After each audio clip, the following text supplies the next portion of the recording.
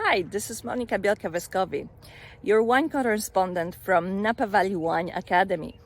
Napa Valley has seen some unusual weather events this year. So 2020 started off with spring frosts in April that affected Carneros.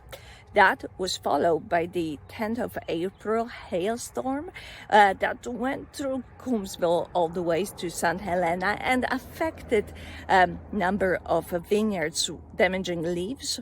Leaves are important. They are responsible for photosynthesis. So that was followed by the period of dry weather and drought, and the culmination of that was May 31st, where we have seen the first brush fire in Soda Canyon. Luckily, no vineyards were affected. And today, June 5th, you see dark clouds above my head that brought much needed rain.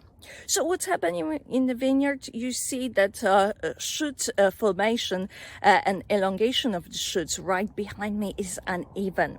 We are in a third year of drought, and the vine is not distributing its energy evenly at this point. So a number of vineyards are experiencing the challenge of lack of uniformity of the shoot. What does it mean? If we don't have uniform shoots, then we don't have uniformity in the crop at the end of the seasons. So vineyard crews are working tirelessly right now in order to add nutrients to the soil and even out the elongation of the shoots. Stay tuned for further updates from Napa Valley Wine Academy on Napa Valley. Cheers!